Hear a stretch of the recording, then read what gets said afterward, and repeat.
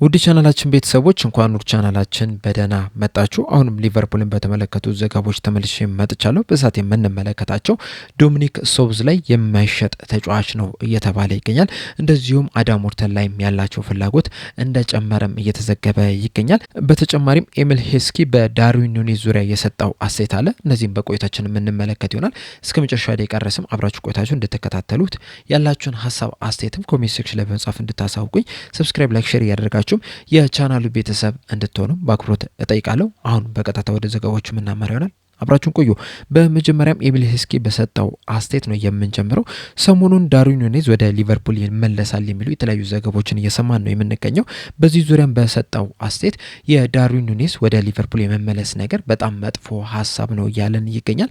አያይዞም በሰጠው አስተያየት በእርግጥ ዳርዊን ኑኔዝ ይመጣል እየተባለ የሚገኘው ለአጭር ጊዜ መፍትሄ ነው፣ ለረዥም ጊዜ አይደለም። ምክንያቱም ደግሞ ሂጎ ኤኪቲኬ ጉዳት አስተናግዷል እና ከዚህ በኋላም ለ6 ወር ያህል ወደ ሜዳ ይመለሳል ተብሎም አይጠበቅም እና ያንን ጊዜ ከቨር ለመስጠት ነው ዳርዊን ኑኔዝን ለማምጣት እያሰቡ የሚገኙት። ነገር ግን ደግሞ ግልጹን እንነጋገር ከተባለ ዳርዊን ኑኔዝ ለአጭር ጊዜ መፍትሄም ይሆናል ብዬ አላስብም። ምክንያቱም ከአል ሂላል ጋር ረዘም ያለ ኮንትራት እያለው በነፃ ለመለያየት ተወስኗል ነው እየተባለ የሚገኘውና ለምንድን ነው ኮንትራት እያለው በነፃ ለመለያየት የተወሰኑት የሚለው ነገር መጠየቅ መቻል አለበትና ይህንን ስትመለከቱ ጥሩ ሀሳብ አይመስለኝም። እንደዚሁም ሂጎ ኤኪቲኬ ለ6 ወር ያህል በትንሹ ከሜዳ ይርቃል ተብሎ ነው የሚጠበቀው እና በዚህ ሰዓት ሌሎች ተጫዋቾችን ከማስፈረም ይልቅ በቡድን ውስጥ ያሉትን ወጣት ተጫዋቾችን መጠቀም ተገቢ ነው ብዬ ነው የማስበው። ከዚህ ቀደም እንግዲህ የተለያዩ ተጫዋቾች ረዘም ላለ ጊዜ ከሜዳ ሲርቁ ከወጣቱ ቡድኑ ተጫዋቾችን እያሳደጉ ነበረ ሲጠቀሙ የነበሩት። ለ3 ወር ለ4 ወርም ከቨር ሲሰጡ ተመልክተናል። በአንዳንድ አጋጣሚዎች ደግሞ አመቱን ሙሉም ያንን ቦታ ሲሸፈኑ መመልከት እችላናል። በተለይ ደግሞ እነ ማይከል ኦዌንን እንደዚሁም ደግሞ ሮቢ ፎለርን ከተመለከታችሁ ከአካዳሚው ቡድኑ ገና በወጣት እድሜያቸው ነው ወደ ዋናው ቡድን ማደግ የቻሉት።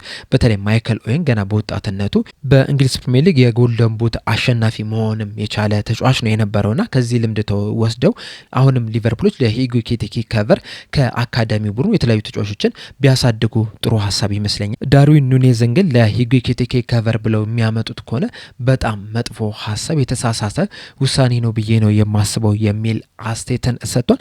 በዚህ ኤሚል ሄስኪ በሰጠው አስተያየት ዙሪያ ያላችሁ ሀሳብ አስተያየት ምንድን ነው? ዳርዊን ኑኔዝስ ቢመለስ ለሊቨርፑል ይጠቅማል ወይስ ለሊቨርፑል ጉዳት ነው? መልሳችሁ እንዳለ ኮሜንት ሴክሽን ላይ በመጻፍ እንድታሳውቁኝ በአክብሮት እጠይቃለሁ።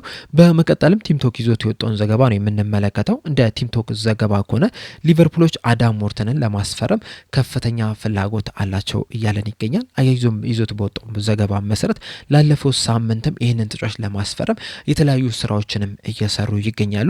እንደዚሁም ኤፍኤስጂዎችም ይህንን ተጫዋች ለማስፈረም ቆርጠው እንደተነሱም ነው እየተነገረ የሚገኘው። በተጨማሪም ቲምቶክ ይዞት በወጣው ዘገባ መሰረት ኤፍኤስጂዎች ለአዳም ዎርተን ከ70 ሚሊዮን ፓውንድ በላይም ለማውጣትም ዝግጁ እንደሆኑ ነው እየተነገረ የሚገኘው። እንደሚታወቀው ሊቨርፑሎች ይህንን ተጫዋች ረዘም ላለ ጊዜ ሲከታተሉት ነበረ። ነገር ግን ደግሞ አርነ ስሎትን ካሰናበቱ በኋላ ምናልባትም እዚህ ተጫዋች ላይ ያላቸውን ፍላጎት ሊቀይሩት ይችላሉ፣ ፊታቸውን ወደ ሌሎች ተጫዋቾች ሊያዘሩ ይችላሉ የሚሉ መረጃዎችን ስንሰማ ነበረ። ምክንያቱም ደግሞ የአዳም ዎርተን ፕሮፋይል ከተመለከተን ለአርነ ስሎት የሚመች አይነት ፕሮፋይል ያለው ተጫዋች ነው።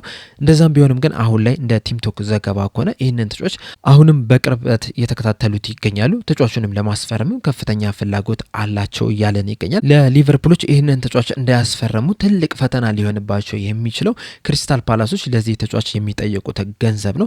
በተለይ ደግሞ ማንቸስተር ሲቲዎች ኤሊት አንደርሰንን ለማስፈረም የ120 ሚሊዮን ፓውንድ ፓኬጅ አቅርበው ነበር። ነገር ግን ያንን ፓኬጅ ኖቲንጋም ፎረስቶች ሳይቀበሉ ቀርቷልና ከዛ በበለጠ ሂሳብ ነው ማንቸስተር ሲቲዎች ያስፈርሙታል ተብሎ የሚጠበቀውና ክሪስታል ፓላሶችም እንግዲህ በቅርብ ጊዜያቶች በወጡት መረጃዎች መሰረት ለአዳም ዎርተን በትንሹ 100 ሚሊዮን ፓውንድ እንደሚፈልጉ ነው እየተነገረ የሚገኘው።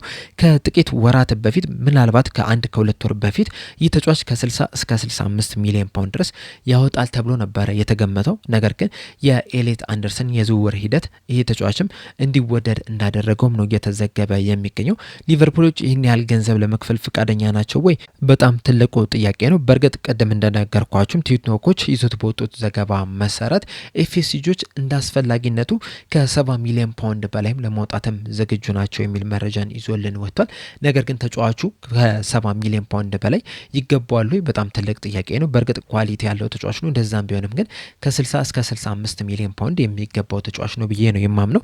በተለይ ደግሞ የእሱን አይነት ፕሮፋይል ያላቸው ተጫዋቾች በስኳድ ውስጥ አሉ። ለምሳሌ ማካሊስተርን ከተመለከታችሁ፣ ካርቲስ ጆንስንም ከተመለከታችሁ ከአዳም ሞርተን ጋር የሚመሳሰል ፕሮፋይል ያላቸው ተጫዋቾች ናቸው። በእርግጥ አዳም ሞርተን ምናልባትም ከሁለቱ የተሻለ ተጫዋች ሊሆን ይችላል። ነገር ግን ደግሞ ሁለቱ ተጫዋቾች እሱ መስጠት የሚችለውን ነገር መስጠት የሚችሉ ተጫዋቾች ናቸው። ስለዚህ ከዛን ያህል ገንዘብ በላይ በማውጣት እነዚህ ተጫዋቾች ያሉ አዳም ሞርተንን ማስፈረም ተገቢ ነው ብዬ አላስብም። በእርግጥ አዳም ሞርተን ለሊቨርፑል የሚፈርም ከሆነ ወይ ካርቲስ ጆንስ ወይም ደግሞ አሌክሲስ ማካሊስተር ክለቡን ይለቃሉ ተብሎ ነው የሚጠበቀው። እንደዛም ቢሆንም ግን ሊቨርፑሎች ከልክ በላይ ለተጫዋቾች ዋጋ ማውጣት አለባቸው ብዬ አላስብም። አዳም ሞርተንም 100 ሚሊዮን ፓውንድ የሚገባው ተጫዋች አይደለም። ማክሲመም 70 ሚሊዮን ፓውንድ ሊገባው ይችላል። ከዛ በላይ ግን ሊቨርፑሎች ማውጣት አለባቸው ብዬ አላምንም። እሱን ከዛ በላይ አውጥተው ከሚያስፈርሙት ይልቅ እነ ካማራን ቢያስፈርሙት ትክክለኛ ውሳኔ ነው ብዬ ነው የማስበው። የእናንተን ሀሳብ አስተያየት እንዳለ ኮሜንት ሴክሽን ላይ በመጻፍ አሳውቁኝ። በመቀጠልም ዶሚኒክ ሶብዝላይን የተመለከተውን ዘገባ ነው የምንመለከተው። እንደ ቲምቶክ ዘገባ ከሆነ ዶሚኒክ ሶብዝላይ የማይሸጥ ተጫዋች ነው እያለን ይገኛል። ሊቨርፑሎች እንግዲህ ቀጣይ ቡድናቸውን በዶሚኒክ ሶብዝላይ ለመገንባት እንዳሰቡ ነው እየተነገረ የሚገኙና በዚህ ሰዓት ላይ እንግዲህ ከየትኛውም ክለብ ለሚመጣ ጥያቄ ምንም አይነት ምላሽ እንደማይሰጡ እንደዚሁም ጥያቄዎችንም እንደማያዳምጡ ነው እየተናገረ የሚገኘው። እንደሚታወቀው እንደነ ሪያል ማድሪድ፣ ባየር ሙኒክ እንደዚሁም ባርሴሎናና ፒኤስጂዎች እዚህ ተጫዋች ላይ ከፍተኛ ፍላጎት አላቸው። ነገር ግን ደግሞ ሊቨርፑሎች ይህንን ተጫዋች የመሸጥ ምንም አይነት ፍላጎት የላቸውም። ከጥቂት ቀናቶች ምናልባትም ከጥቂት ሳምንት በፊት በወጡት መረጃዎች መሰረት ምናልባትም ሊቨርፑሎች ዶሚኒክ ሶብዝላይ አዲስ ኮንትራት የማይፈርም ከሆነ ተጫዋቹን ለመሸጥ ፈቃደኛ ሊሆኑ ይችላሉ የሚሉ መረጃዎችን ስንመለከት ነበረ።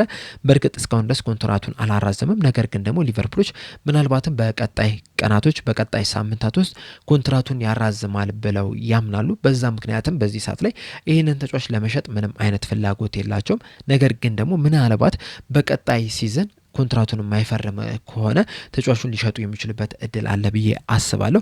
አሁን ላይ ባለው መረጃ መሰረት ግን ሊቨርፑሎች ዶሚኒክ ሶብዝላይን የመሸጥ ምንም አይነት ፍላጎት የላቸውም። እንደዚሁም ከየትኛውም ክለብ የሚመጣንም ጥያቄም ለማስተናገድም ፍቃደኛ አይደሉም።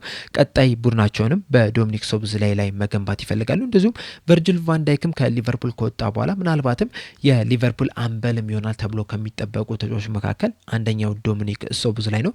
በደጋፊዎች ዘንድም በጣም የሚወደድ ተጫዋች ነው። እንደዚሁም በተጠናቀቀው የ2025-26 የውድድር ዘመንም ለሊቨርፑል በጣም ምርጥ እንቅስቃሴን ማድረግ የቻለ ተጫዋችም ጭምር ነውና ይህንን ተጫዋች ሊቨርፑሎች ለመልቀቅ ምንም አይነት ፍላጎት የላቸውም። ነገር ግን ደግሞ በዝውውር መስኮቶች ላይ ምንም ነገር ሊፈጠር ይችላል። አሁን ለምሳሌ ወይ ሪያል ማድሪድ ወይም ባየር ሙኒክ ለዚህ ተጫዋች ከ150 ሚሊዮን ፓውንድ በላይ ለሊቨርፑል ቢያቀርቡ ሊቨርፑሎች ጥያቄውን ይቀበሉታል ብዬ አላስብም። ምክንያቱም ዶሚኒክ ሶብዝላይ የማይተካ ተጫዋች ነው ብለው የሚያምኑ አይመስለኝም።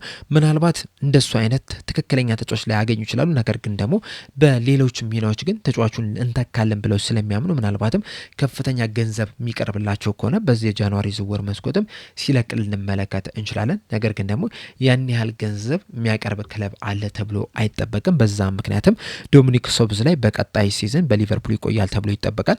ሊቨርፑሎችም ይህንን ተጫዋች ለመልቀቅ ምንም አይነት ፍላጎት የላቸውም። በዚህ ሰዓት ላይም የማይሸጥ ተጫዋች እንደሆነም ነው እየተነገረ የሚገኘው። በአጠቃላይ ሊቨርፑሎች ዶሚኒክ ሶብዝላይን መሸጥ አይፈልጉም። እናንተስ ብትሆኑም ዶሚኒክ ሶብዝላይን ትሸጡታላችሁ? እንደዚሁስ ለመሸጥስ ምን ያህል ገንዘብ ትፈልጋላችሁ? ሀሳብ አስተያየታችሁ እንዳለ ኮሜንት ሴክሽን ላይ በመጻፍ አሳውቁኝ። ለአሁን እኔ እዚህ ላይ አበቃው። በቀጣይ በሌላ እስከምንገናኝ ድረስ ሰብስክራይብ፣ ላይክ፣ ሼር ማድረግ እንዳትረሱ። ቸር ያቆየን።